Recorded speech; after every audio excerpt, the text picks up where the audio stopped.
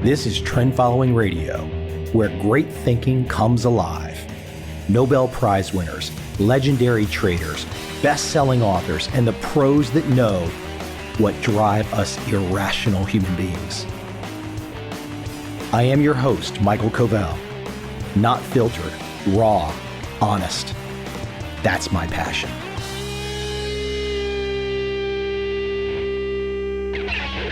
What follows is a follow-up conversation that Larry Hite and I had. An addendum to my main interview with Larry that just aired. Here's a new chat with Larry. Fun stuff. We cover some territory.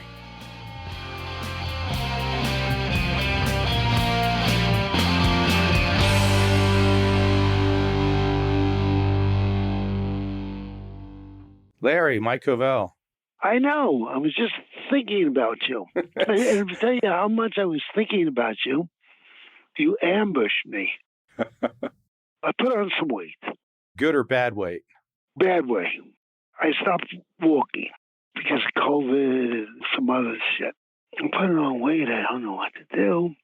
And my trainer says that a guy, his other favorite guy, went to California and he didn't have the right weight stuff, but every day he did his 10,000 steps. I thought this is, okay, pretty good idea. So I'm going to be walking, my trainer say, not running, walking. If I want to be walking, I need something to amuse me. I don't run like I'm going to run. That would take my mind off to whatever the world. I'm looking at my podcast list, and I see new high. I say, oh, great. I actually say, yippee, somebody understands new highs. New highs is my favorite kind of trade. It turns out to be you speaking about Bitcoin. I thought it was going to be how good new highs were. It was kind of interesting because you talk about being a trader. New highs are great. They're not great if you don't have a stop. How much are you going to risk? I thought that was really interesting. The stop is such a magical thing because you really have, then it lays out exactly what you're going to do. When I first taught Grazeman, first thing I said to him, what do you know? I said, well, what we really know is we don't know anything. First question we have is how much are you willing to lose? And that taught me about people who buy and hold. There are things that I would buy and hold, like, for instance, a long-term option. And I'm willing to actually, my stop is the option. It'll expire. But if you don't do that, then I was hoping I had found a new way of doing this. It turned out to be the same old shit. Same old shit, me. Just me polluting your podcast feed. Well, no, you are my only podcast. You're the only podcast I listen to. Picks me up good books, and it picks me up some scientific people that are very interesting. And if you're walking, it's a perfect thing to do. You can't walk in Saigon listening to podcasts or Japan, but so that's it. Your most recent episode that we recorded goes live Sunday night, your 10 p.m. You're next up. And we talk about that issue that you just brought up. We talk about the issue of Bitcoin, and we actually talk about the Paul Tudor Jones part. He bet 1%. And I think that's the best way to play Bitcoin. I've actually had some, and I talk about this on my most recent episode 1087, a guy that I met in Saigon, pretty bright guy, what they call a Bitcoin maximalist. Bitcoin maximalists think all of the other crypto is crap. They think it's just Ponzi scheme, etc. They do think that the system is set for some kind of big collapse in the future. They maintain, we really don't give a shit the volatility of the Bitcoin price because we're in it for so many other reasons than price gains alone, collapse of the system, all that kind of stuff. I'd love to take the other side of that bet. I love to take the other side of that bet. Because if it goes up a lot and it's starting way down, he ain't going to be so brave. If he has a small profit, fine. But let's say he gets into where he got a $20 million profit and he has no stop.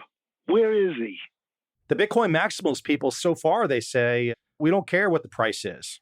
They don't care for a very short range of time. There's a guy who lost his code. He would have had $20 million or $20 billion. I will bet you he's really sorry that he lost those 10 chances. It's very easy to talk about what you're going to do in a fight. I don't know who said it, but the first casualty for any general is he loses his plan. Mike Tyson said it. You get in the ring and you get punched in the mouth, and there goes your plan. I mean, they could say this. It sounds sensible. But in the end, you know this, Jesse Livermore said it a lot, is basically there are two people. One's a buyer and a seller. That hasn't changed. People haven't changed. So don't tell me if this guy goes from $1 billion to $500,000, he is going through a trauma. I concur completely. I do understand the perspective, though. Yes, I do. I get the perspective that they're concerned the system could collapse. But now, hold on. This same individual, just to play fair, this same individual also believes in the Paul Tudor Jones bet, 1% of his net worth, likes that. And this same individual also said, even though price is not an issue, this same individual said, but look, I don't know. Bitcoin could go to the moon or it could go to zero.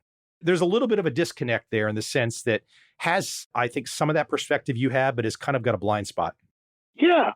Paul Tudor Jones solved the problem because he bought it and he put 1%. If it happens, he's doubled his wealth. If he loses 1%, he doesn't give a fuck. He came out to a very rational buy and hold thing because he knows exactly what he paid for it. He has a target.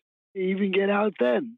But he knows exactly how much the loss means to him. I don't think most Bitcoin people have done it that way. I don't think so. No. Most people, in a way, the Bitcoin market is a perfect place for trend followers. I'll tell you why. All the people are making the money, not all of them, but a great deal of them, never really traded. If you don't have a stop and ask yourself, look, you're pretty dumb if you go out, you took a large portion of your money without a stop. Would you agree with that? Absolutely. Okay. But you're insane if you did it on credit. You're not just simply sick. You are crazy. The leverage that's coming out of the system, the crypto system now, is insane. I mean, look, if you're Paul Tudor Jones and you make the 1% bet, Bitcoin goes from a couple thousand to 20,000 to 65,000, and it goes to 20,000. If you're Paul Tudor Jones and it's the 1% bet, so what? So what? But the average person that's buying in at 65,000 Bitcoin at that price, and then watching it go to 20,000, I mean, as Ed Seykota had the expression of volatility, I mean, their insides are being ripped to shit. Yeah. You know how long it took me to teach myself to be totally passive about winning and losing? I literally taught myself that because I did an experiment, and I think other people must have done it. It took a year, and I found out what the best 10 stocks were. Is this back when you were a guy that was kind of doing some fundamentals too? Because how could you define the 10 best stocks? The stocks that I started by having the information, how the year 1965 and then I worked back to the 10 best. So now I know where the price is going to be in a year. The question I asked, how high can I leverage that? And you couldn't go beyond, you couldn't do it more than 3%. The unknown volatility that's going to happen over the course of the year. Yeah, exactly. You don't know that. Now, if you knew that curve, I could trade it. You bet every dollar you can get on. But nobody knows that. Nobody knows that path. Have you ever heard anybody you've heard talking heads explain where it's going to be. No one ever draws a line and says, this is how it's going to go. You never heard any one of them say that. A lot of these predictive technical analysis people with all the charts and the triangles and the Fibonacci's, they tell you the line that it's going to go, but it's all bullshit. Well, yeah. I mean, on the podcast I was listening to, there's some guy took all the technical stuff and he put it on a computer, and none of it worked. It didn't predict anything.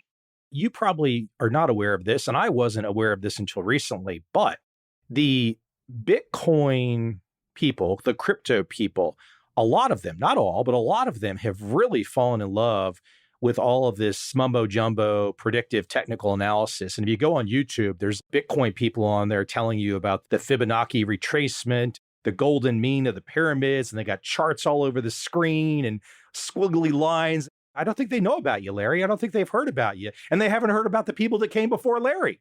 It's an amazing thing. So I had this girlfriend, and she was crazy, but really marvelous sex, but very smart. She worked at a brokerage firm, and this guy, this is right in the middle of rock and roll and Stones, and now I'm wearing a buckskin jacket, and I'm promoting local dances, making myself like $1,000 a week. When am I going to get the picture? I want to see some of these pictures. I know you have them. No, I don't. You don't have any? Yeah, I didn't mean to interrupt. Okay, the dance, the girl, you go on. The guy is telling me if I give him $5,000, now he's a guy in a suit. He probably has a house and kids in Bethpage, Long Island, which is nowhere that you'd want to be. And he's telling me how he can make me 20% a week. This sounds like the crypto world today. And I said to myself in my buckskin, no, I don't know anything about pork bellies, but I know he can't do this. Otherwise, he'd be like me. He'd have the hot girlfriend, and he wouldn't be wearing a fucking suit.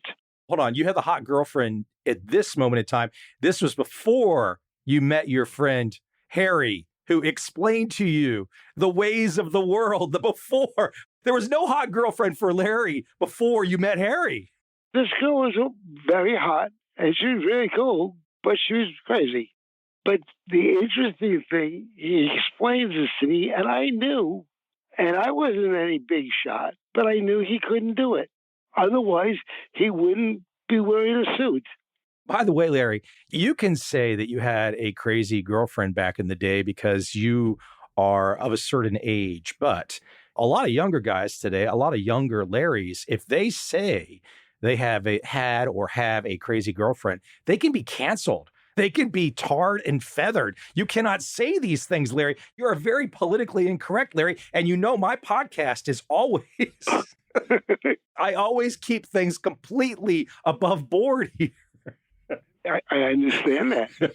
But you do drift in some very colorful language. Yeah, I don't know where it comes from. From being a catcher. Yeah, well, I used to cuss a lot doing that. It was kind of funny when you do that position. People don't know this, but if you're there as the catcher and you're behind the plate and the batter is up to bat, the only person that can really hear what's going on is the umpire, the batter, and you. So if you're a catcher, you can talk so much shit. I mean, you can try and get in the head of that batter. There you go. There's where some of it can come from. And I bet you use a lot of very colorful language. I said some things that probably would get me killed, but in the context of playing a baseball game, they can't really fight you at that point in time. Yeah. Yeah. There was a military school. There was a military school that we used to play in Washington, D.C., and it is considered one of the best sports schools in the country today. It's called St. John's, like a military school. And I remember we were playing a team there, and they had a lefty batter who was probably like their starting middle linebacker. And I was 6 foot, 170, 175 pounds. And he was 6'1", 6'2", 225, which is a very big man, very big guy, age 18. And I was just back there talking so much stuff. That guy could have just killed me if he wanted to. You know what's funny, though? What I'm talking about, you and I can't make a parallel to that in the markets because being a jackass, talking shit, maybe that works on the floor in some way back in the day. But what I'm talking about, that kind of thing doesn't work if one is trading price like Larry, all that emotion and just playing a psychological game, that doesn't play a role in investing or trading. No. So I really thought that besides me, other people had found this new highs. You could make a tremendous living. Jesse Livermore had these three things, really simple. He basically wanted the best stocks in the best sector of the market, and he wanted the market to be going up or down. He wanted the market momentum with him. And then he would break out of the sector three stocks that were very close to each other, and he traded them back and forth. That's what he did. I read his book. By the way, on Google, where do you find all these going back to 1700, these books? The short answer is I've already found all the ones that I wanted to find. So I probably collected hundreds of copies of PDFs of these books that Google did a scan on. The funny thing is sometimes when I want to find this repository of where Google has them, it takes me a couple different searches to figure out where they're located. It's just strange. It's not really easily found on Google. I'll find it for you. But it's fascinating because then you can start going through on assorted search terms. You can narrow things by dates and you can start to say, what has Google scanned that's talking about stocks, let's say prior to the 1700s? I mean, it's quite fascinating. I've said this on the podcast. Many of these books from, let's say, the 1700s, 1800s, early 1900s, they are so pragmatic. They are so non-emotional. And it's pretty easy to see, from my perspective, where guys like you and Ed Seykota, all the people that were in Jack Schwager's books, it's easy to see how your generation was influenced because a lot of the Wall Street writing was very pragmatic from back in the day, even a lot of the trading psychology stuff from the early 1900s, whereas today everyone loves a story so much. And in fact, just to share with you, the gentleman that I was speaking with, and again, I think he's a bright guy, he was challenging me and he said, look, if you understand more about Bitcoin, you're going to have a different perspective. Well, my immediate thinking is, well, if I do understand more about Bitcoin, meaning the technology, how the world might unfold in the future, et cetera, he's saying that I would essentially buy in and buy more Bitcoin now. Whereas I'm thinking, hold on, if I'm a trend following mindset and it's going from 65,000 to 20,000, I got a problem. No, you have an opportunity. Well, it's an opportunity, of course, on the downside, on the short side. From his perspective, he's telling me, he's saying, look, if you have this fundamental understanding of Bitcoin, your investing perspective will change. Why? That's a typical fundamental argument to me. That's an insane argument because the markets move, people emotionally move. Mike Tyson said it really nicely. You have a plan, and when you get in the ring and somebody punches you in the mouth, the plan dies. Their argument, what I would call the Bitcoin maximalists, their argument is, and they get what you and I are talking about, I think they get it. Their argument is, what you guys don't get is that, yes, we understand the price trading. Yes, we understand the trend following. I'm not saying all crypto people understand. I don't think they all do by any stretch of the imagination. Some of the hardcore Bitcoin types are like, you don't get that when we have a collapse of the system, the counterparty risk that you have, your brokerage risk, the dollar collapsing risk, that's their argument about why they want to be in Bitcoin. If we're at that point, though, then it's like Lord of the Flies and it's like violence and the world is collapsing, I think. First of all, I did a little study. Vikram did it for me. And Bitcoin works really well. It's a great trend-following system. So those people could do whatever they want. I'm always going to put in a stop for buy and sell. Maybe I will not be king of the world. I will be very rich. What do you think about the young folks, though, that are afraid of the collapse of the system? Do you think they're completely off the rocker to think that? No, I do. Let me explain last night to you, because this is what I think is, everybody thinks it's going to happen, but this time I think everybody is right. So I go to see Hamlet with my wife, her best friend, who's a good friend of mine. We spend $200 per ticket to see it. She never lets us pick up a check. We always got to fight with her. She buys us dinner. for $450. That's $1,000. That is a hell of a lot for pretty good Italian food and for Shakespeare. But it's $1,000. Here's what I think happens. If you're the head of a supermarket, you manage a supermarket for one of the. Do you think these guys are making $100,000 a year? The manager? Some might. Maybe. I don't know. Okay, but a good living. Right. If you're the manager of it.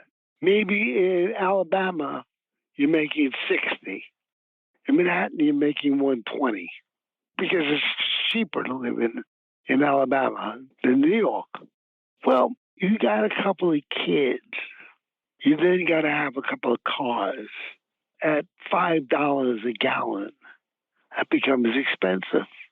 What I think is going to happen, and I'm not alone. I grew up in a house. My parents weren't rich, but they weren't poor either. I would say a step below your father, who had a profession. My father had a business, a small business. And I don't know if it's as good, but it's good enough for this argument. Every once in a while, and I had these rich cousins who I hung out with. My mother, something came up that I wanted, and my mother said, no, we can't afford that. End of story. That's the way people have to live. Every time these prices go up and taxes are high, it's going to result in certain people getting fired from their jobs. People are not going to be spending the money. So your perspective is that instead of maintaining, which I think many people on the Bitcoin side do, that they can imagine a collapse of the system, you say, before we're going to have a collapse of the system, all the people that make up that system are going to make adjustments. And those adjustments are going to bring the imbalances down. Yeah. They might argue that that's not going to happen, but at least I think your perspective is clear too. But it's the way people work. People adjust. For example, a lot of people buy and hold the S&P through index funds. So let's imagine the S&P takes a 50% haircut or a 60% haircut from here for the buy and holders, and then it goes sideways, like the Nikkei has gone sideways for 30 plus years. 30, yeah. Let's imagine that U.S. equity markets take a 50 or 60% haircut and then go sideways for 30 years. Can I imagine that? I can. Now, America would not act as rich, for sure, as it does today, but I can imagine that. Why not? It's happened in Japan. I don't think it'll happen here. You don't think it'll happen? I think a collapse will come. You mean a collapse of the equity markets, you mean? Yeah. I called Marty Lewick. We were friendly, and he made a quote, and I thought I misquoted about random. He mixed two random games. I got it wrong. But I always found all my random tests where I keep my money management the same. Everything I do is in percentages. To have a 2% risk, let's say initial risk, or 5%, but it's always like that, adjusted for volatility. And I have found that no matter what happens, if I keep my bets small enough, I always come back. I found that astounding. Very few businesses in the world have that property. Certain robustness, a certain anti-fragility, so to speak, a certain just stay alive, survive. Yeah, which you can do. It's a Darwinian game. Life is a Darwinian game. The markets are a Darwinian game. Everything. Correct. But it's not easy to make those adjustments except in the market. Getting out of a marriage is that bad is not an easy thing. Selling property that is going bad is not easy. If last year green was the color and it's pink this year, you got to do some dying. But all we have to do in the markets is pick up the phone and sell or buy. The Bitcoin people, the Bitcoin maximalist people would argue that there might come a point in time where you can't pick up the phone and call the broker, that the system has collapsed, and you just don't see that on the horizon. Okay, and let's say that's true. They're not going to be any safer. There you go. They're not going to be safer, are they? They're trapped in there. At that point in time, we're all fucked. We're not going to be fucked. We are not, because we're always changing.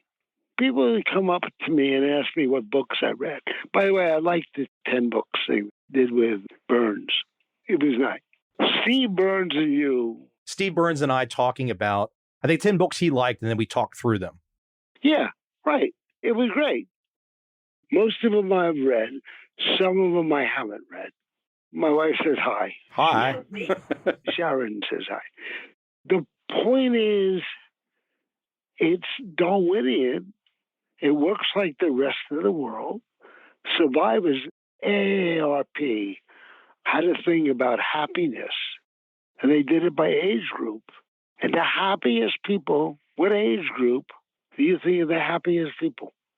Go in 10-year group. Go start like 20 up. It's the oldest folks usually, isn't it? Yes, it's the 170 plus. I don't know how you got that, but you're absolutely right. What do you mean you don't know how I got it? Why wouldn't you be the 20s and the 30s, the guys who are making it happen? In 20s and 30s, there's so much angst. If somebody hits a home run, let's say you're a professional athlete and you've made a couple $100 million by the age of 26, you might be pretty happy. Okay, but in the real world, those are in the top 1% of 1%. Yeah. You don't have that. And you only can adapt. It's one of the stupidest things I've ever done. I was 19 or 20 and I had this girlfriend who really was a great girl and really smart. Have you noticed a lot of your examples involve a girlfriend? Have you noticed that? I just want to clarify that with you. No, because that's the first trade you make. I just want to clarify. There's a lot of girlfriend talk every time you and I talk. Oh, well. Maybe other people notice this too. I mean, it's fine with me. I like girls. That's true. So I was laying on my parents' bed. My parents had gone away somewhere. She calls me. I say to her, can't talk to you now, I'm thinking. And hung up. I just extraordinarily stupid young man. But what I was trying to think about was you can't make stuff out of air. If you want to build a wheel or think of a wheel, you have to see something roll. Then you have to figure out how do you make stuff roll. So maybe there's stones that roll. So you get the idea of a circle. You can't make a car go. It's not all new. It's a new way of blending stuff. So nothing is original. You need component parts, and they have to be invented. You got to put those together. It doesn't come out of the air. If you wanted to be a trader and you were really clever, you go out and get yourself 10 books that have trading systems that you laid out the results. Then you say, okay, and I did this with Milburn. Literally, I did this. There's another came off your thing. My first thing in trend following, I didn't know it was trend following, was how I made $6 million in the market. And by the way, he danced with his sister, who wasn't his cousin, Darvis.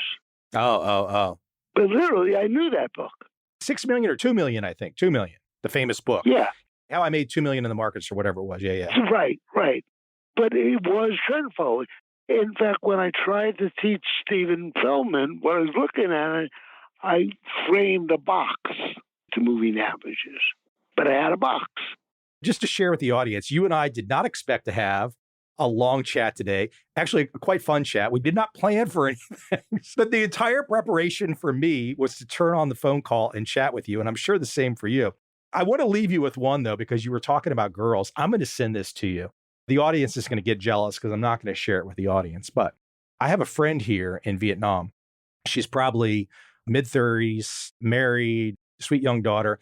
She happens to be, drum roll please, a yoga teacher. She happens to be quite striking. She posted a video the other day that I caught.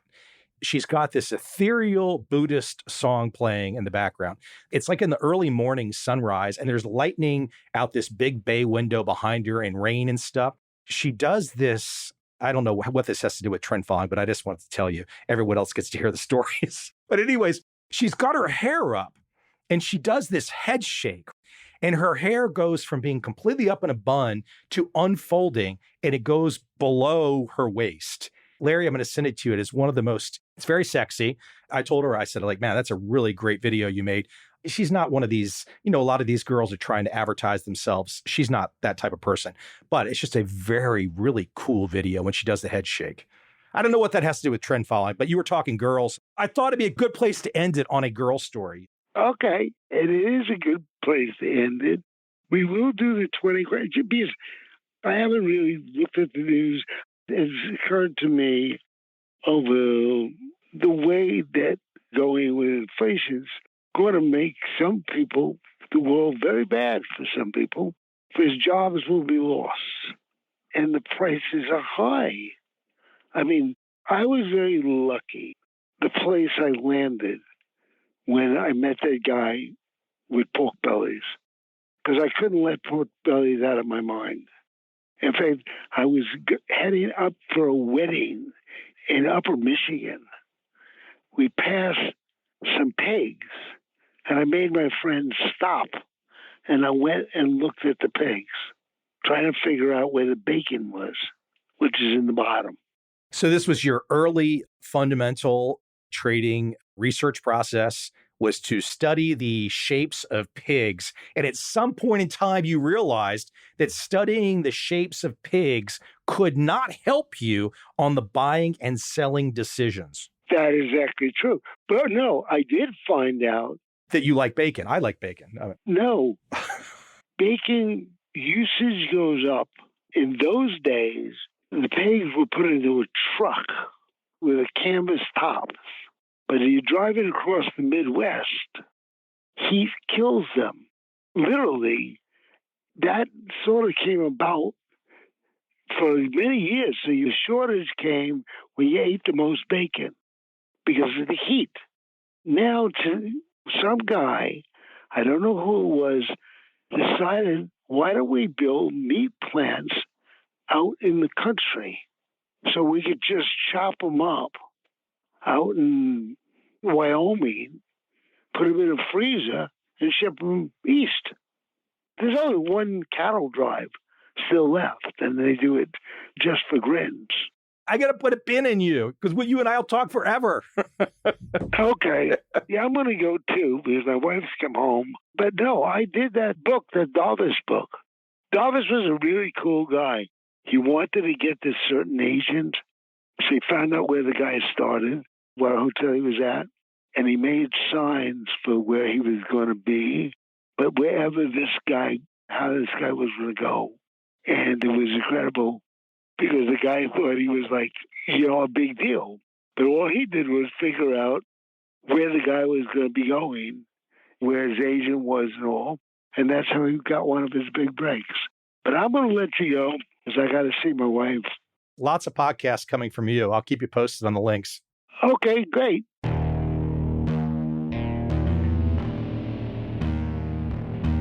I see a time when those awake will understand how to make money in up, down, and surprise markets. Whether new trader or experienced, college student or financial advisor, protecting against a crash or just trying to make a lot of money, trend following offers everyone an answer in uncertain times. To get started immediately, send me an email, michael@covel.com. I will send you the right trend following steps to take along with my free video.